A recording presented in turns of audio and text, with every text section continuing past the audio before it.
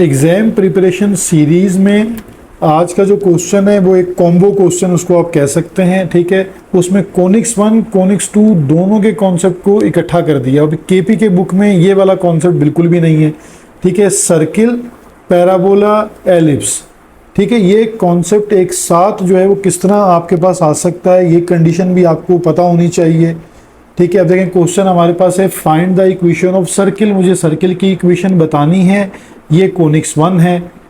अब वो सर्किल पास करता है आपके पास पैराबोला, यानी फोकस ऑफ पैराबोला, ये पैराबोला की इक्वेशन है। वो सर्किल पास करता है फोकाई ऑफ एलिप्स, और ये एलिप्स की इक्वेशन है। यहाँ हाइपरबोला भी किया जा सकता है, ठीक है। तो आपके पास दोनों कॉनिक्स जो हैं वो इकट्ठे कर दिए। अब इस कंडीशन को आप अंडरस्टैंड कीजिए ताकि इस तरह के एसएलओ बेस्ड क्वेश्चन आए तो आप वहाँ पर क्वेश्चन को अटेम्प्ट करने वाले हों, ठीक है। ये कॉन्सेप्ट आपने सारे पढ़े हुए हैं। अब मैं आपको बताऊंगा तो आपको फ़ौरन समझ आ जाएगा कि ये तो हमने पढ़ा हुआ है, सिर्फ टेक्निक्स को आपने अंडरस्टैंड करना है, तो परेशान नहीं होना इसमें। आप देखें आपके पास जो पैराबोला है, पहले हम उस पर बात करते हैं, ठीक है। अब पैराबोला आपके पास जो है वो है y square plus 8x equal to 0, ठीक है। अब अगर आप इसको लिख सकते हैं ऐसे, Y square equal to -8x, ठीक है। अब इसकी जर्नल इक्वेशन देखें, ये अब आपको क्लियरली पता है कि अलोंग एक्स एक्सिस है, ठीक है। आप नेगेटिव एक्स एक्सिस लिखते हैं या जस्ट एक्स एक्सिस लिखें, ये कोई एरर नहीं है, यानी अलोंग एक्स एक्सिस है। अब आप इसको जब कंपेयर करते हैं तो कंपैरिजन के लिए जर्नल इक्वेशन है y square equal to 4ax। आपने जर्नल इक्वेशन में प्लस माइनस को यूज़ नहीं करना, general equation along x axis वाली लिखें आप। अब आप जब कंपेयर करते हैं तो 4a यानी अकॉर्डिंग टू इक्वेशन नंबर आप ऐसे कह लें 1 and 2 फ्रॉम, यानी प्रेजेंटेशन को थोड़ा सा ध्यान में रखें, तो from 1 and 2 4a equal to -8, देन a equal to -8 divided by 4, after cancellation आपके पास आ गया -2। तो फोकस ऑफ पैराबोला एक पॉइंट आपका बन गया। फोकस ऑफ पैराबोला आपके पास क्या बन जाता है, ठीक है, अलोंग एक्स एक्सिस के लिए a, 0, तो ये पॉइंट आपके पास आ गया -2, 0, ठीक है। अब आप एलिप्स की इक्वेशन पे आ जाइए, जो आपको गिवन एलिप्स है, अब हम उस पर वर्किंग करते हैं। तो एलिप्स की इक्वेशन जो हमारे पास गिवन है वो है 25x square plus 16y square equal to 400। इसको भी स्टैंडर्ड फॉर्म में चेंज कर दीजिए। तो स्टैंडर्ड फॉर्म में कैसे चेंज होगी, जब आप इसको डिवाइडेड बाय 400 कर देंगे, तो ये 25x square upon 400 plus 16y square upon 400 equal to 400 divided by 400, ठीक है। कैंसिलेशन कर दीजिए, तो कैंसिलेशन के बाद आपके पास x स्क्वायर, यानी जब 25 और 400 को आप कैंसिल करते हैं तो x स्क्वायर अपॉन 16 आ जाएगा, प्लस y स्क्वायर अपॉन, यानी 16 और 400 को डिवाइड करते हैं तो आपके पास 25 आ जाएगा इक्वल टू 1। अब क्वेश्चन को देखते हैं तो फौरन पता लग रहा है कि ये वर्टिकल एलिप्स है, ठीक है। वर्टिकल एलिप्स आपके पास गिवन है क्योंकि आपके पास y का जो डिनोमिनेटर है वो ग्रेटर आ रहा है। अब आप इसकी जो, इसको आप ऐसे भी लिख सकते हैं, y square upon 25 plus x square upon 16 equal to 1। और अब आप इसकी जर्नल इक्वेशन लिखेंगे, जर्नल इक्वेशन, ठीक है। तो आपके पास आएगी y square upon a square plus x square upon b square equal to 1। तो यहाँ से जब आप कंपेयर करते हैं तो ए स्क्वायर की वैल्यू आपके पास है 25 एंड बी स्क्वायर की वैल्यू आपके पास है 16। तो यहाँ से आप ए की वैल्यू जो है वो क्या बन जाती है, +-5 एंड बी की वैल्यू आपके पास बन जाती है +-4। ये सारा कॉन्सेप्ट आपने पढ़ा हुआ है, ठीक है।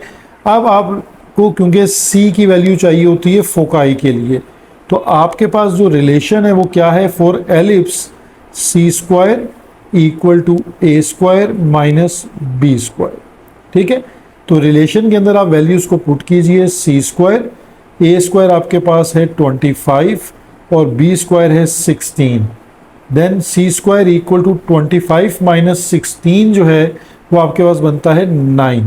तो यहाँ से c की वैल्यू आपके पास आती है +-3।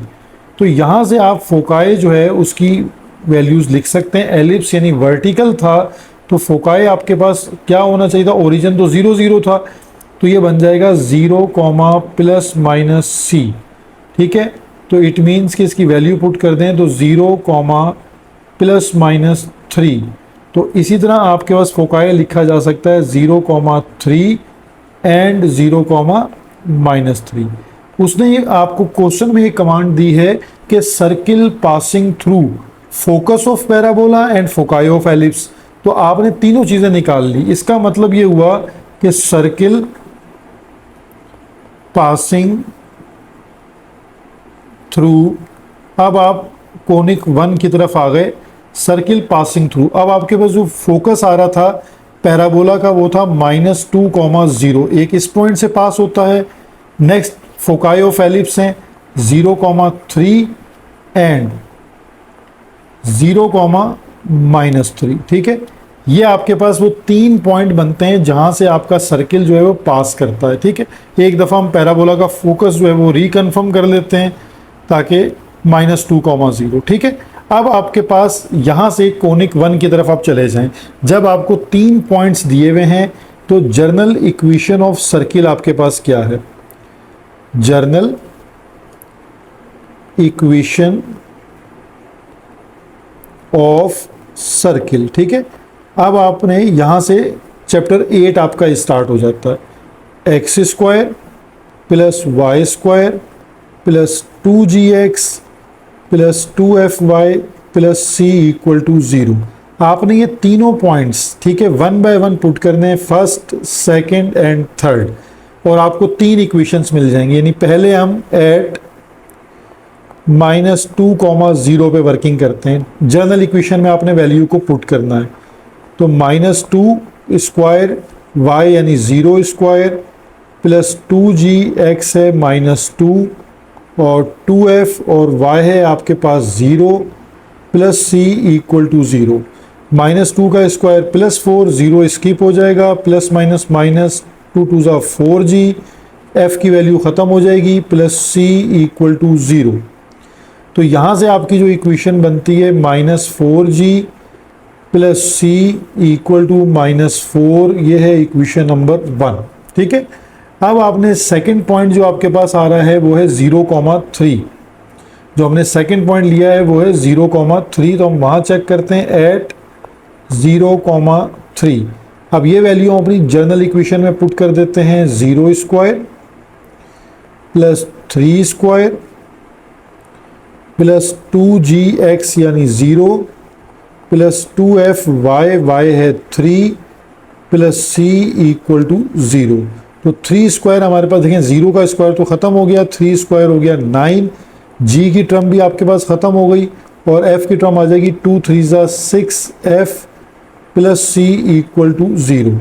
इस इक्वेशन को भी अरेंज करके लिख लें, 6f plus c equal to -9।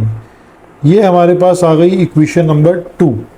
अब हम अपने लास्ट पॉइंट पे चलते हैं एट 0,-3।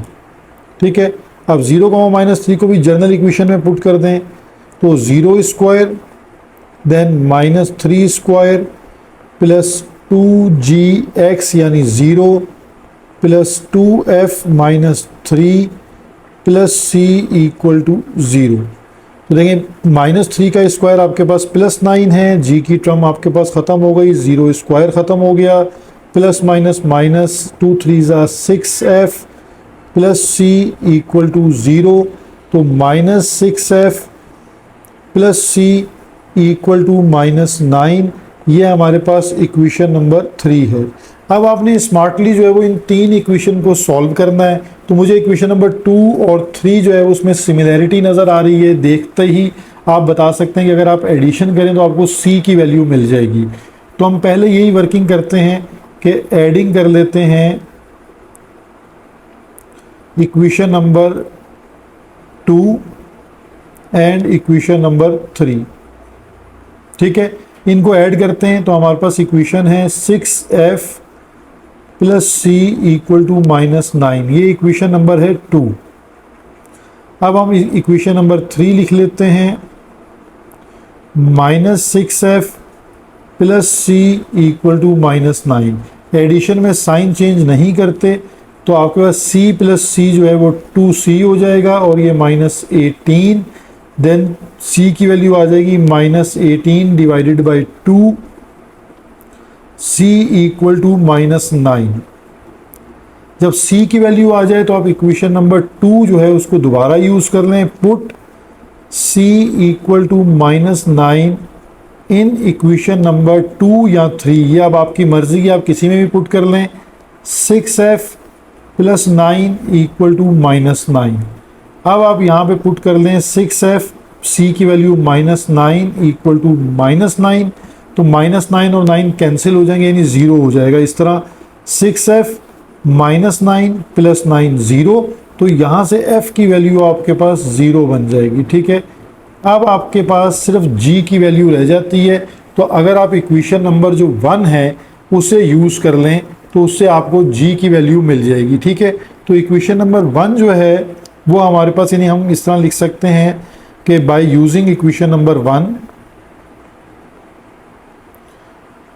इक्वेशन नंबर 1 जो है पहले हम उसको लिख लेते हैं। ठीक है, और वो हमारे पास इक्वेशन थी, इसको एक दफ़ा वेरीफाई कर लेते हैं इक्वेशन को कि इक्वेशन नंबर 1 क्या बन रही थी, -4g plus c equal to -4, -4g plus c equal to -4। तो यहाँ आपको c की वैल्यू जो है वो, क्योंकि -9 है, वो पुट कर दें, तो -4g, c की वैल्यू -9 इक्वल टू -4। तो ये -4g और इक्वल टू आपके पास बन जाता है -4 प्लस 9।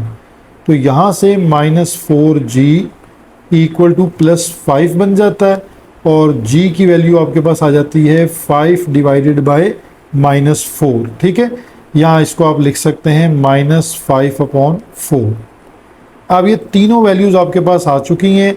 अब आप सर्किल की इक्वेशन बना सकते हैं, इक्वेशन ऑफ सर्किल। ठीक है, तो इक्वेशन ऑफ सर्किल के लिए आपके पास जर्नल इक्वेशन है x² plus y² plus 2gx plus 2fy plus c equal to 0। ठीक है, यहाँ वैल्यूज़ को पुट करते हैं, x² plus y² plus 2, g की वैल्यू है -5/4x प्लस f की वैल्यू है 0 y और c -9 इक्वल टू 0।